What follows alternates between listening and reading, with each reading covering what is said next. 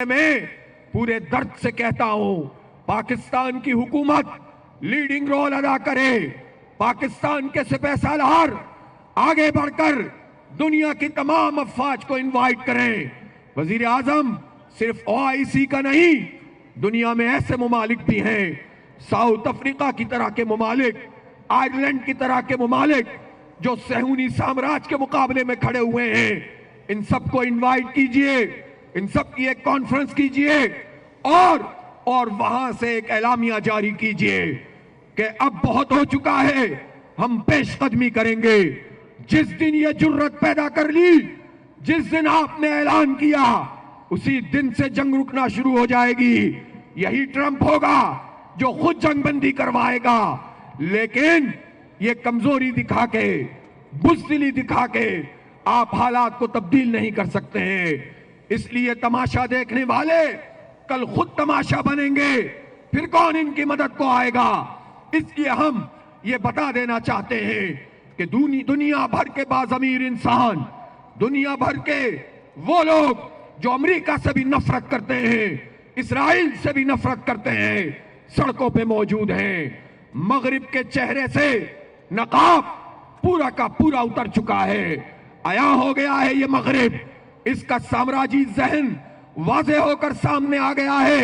मेरे नौजवानों, बच्चों, आज शहर कराची ने एक मर्तबा फिर यह साबित किया है कि यह वाकई आलम इस्लाम का सबसे बड़ा शहर है। यह वाकई उम्मत मुस्लिमा का जीता जागता शहर है और इतनी बड़ी तादाद में आप यहाँ इस मार्च में मौजूद हैं कि इंशाअल्लाह आपका यह जज्बा रंग लाएगा। आपका यहाँ आना अल्लाह की बारगाह में इंशाअल्लाह कबूल होगा। अल्लाह ताला आपको भी अजर व सवाब से नवाजेगा और इंशाअल्लाह फ़लस्तीन को भी आज़ादी नसीब होगी इंशाअल्लाह। आज अहले गज़ा जिस तकलीफ़ में हैं, जिस मुसीबत में हैं, वो बयान से बाहर है। 60-70 हज़ार के करीब लोग शहीद हो चुके हैं और उसमें शहीद होने वालों में बच्चे और औरतों की बहुत बड़ी तादाद है, तकरीबन 60-70% हैं। और अक़वाम मुत्तहिदा का जो इंसानी हुकूक़ का चार्टर है, वो पूरा का पूरा इस वक्त इन ताकतों ने जो दहशतगर्दी कर रही हैं दरिया बुर्द कर दिया है और अमलन अक़वाम मुत्तहिदा का इस वक्त कोई रोल नजर नहीं आता। इस वक्त ताकत की हुक्मरानी है, दहशतगर्दों का राज है पूरी दुनिया में। इस्तेमार और साम्राज्य पूरी तरह से फ़लस्तीनियों की नस्ल कुशी कर रहा है और अक़वाम मुत्तहिदा करारदादों पे करारदादें पास कर रही है। अक़वाम मुत्तहिदा का चार्टर तो इन ताकतों ने फाड़ कर फेंक दिया है। इन हालात में अगर मुस्लिम हुक्मरान ये समझते हैं कि आज गजा के हालात खराब हैं, अगर हुक्मरान ये समझते हैं कि आज गजा में बच्चे शहीद हो रहे हैं और आज हमास की लीडरशिप को कत्ल किया जा रहा है, तो क्या ये सेहूनी और यहूदी कल ये आलम अरब के हुक्मरानों को छोड़ देंगे? ये यहूदियों की तारीख है हजारों साल की। ये तो मोहसिन कुछ लोग हैं, एहसान करने वालों को भी नहीं छोड़ते। ये तो नबियों के कातिल हैं। ये तुम जैसे गद्दारों को कैसे छोड़ेंगे? कोई नहीं बचेगा। तारीख का सबक यह है कि आज मुस्लिम हुक्मरान गैरत का मुजाहिरा करें, हमीयत का मुजाहिरा करें और इस्राइल की इस ताकत के खिलाफ डटकर खड़े हो जाएं, तो तारीख में अपना नाम ऊंचा कर लेंगे। और अगर ये इसी तरह खामोश रहे, बेहिस रहे, बच्चे हमारे शहीद होते रहे, इनके जिस्म फिजा में बिखरते रहे और ये यहूदियों से साजबाज करते रहे, ये सहूनियों के आलाए कार बनते रहे, तो फिर तुम्हारी दास्तां तक भी ना होगी दास्तानों में। इसलिए मैं ये कहना चाहता हूं कि तारीख से सबक हासिल करें और फलस्तीनियों की मदद के लिए अपना किरदार अदा करें। ये जो 56-57 इस्लामी मुल्कों के हुक्मरान हैं और उनकी जो फौजें हैं, हमारे पास वसाइल की कमी नहीं है। देखें, 7 अक्टूबर को बेवसाइल लोगों ने इसराइल को शिकस्त दे दी है।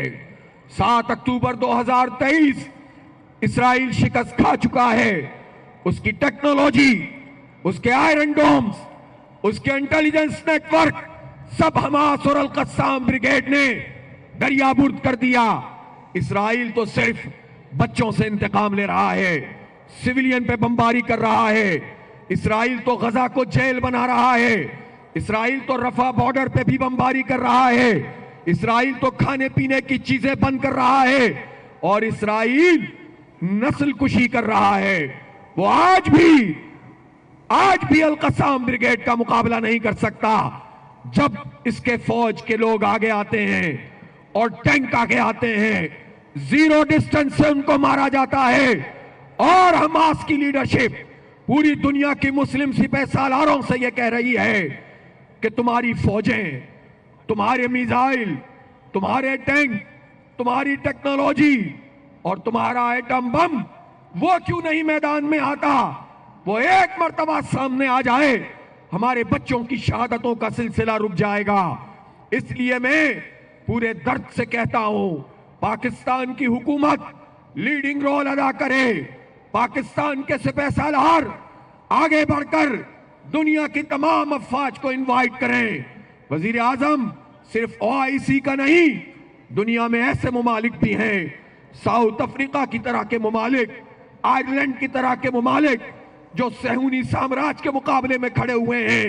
इन सबको इनवाइट कीजिए, इन सब की एक कॉन्फ्रेंस कीजिए और वहां से एक एलामिया जारी कीजिए कि अब बहुत हो चुका है, हम पेशकदमी करेंगे।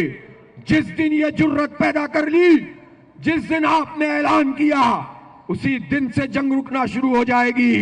यही ट्रंप होगा जो खुद जंगबंदी करवाएगा। लेकिन ये कमजोरी दिखा के, बुज़दिली दिखा के आप हालात को तब्दील नहीं कर सकते हैं।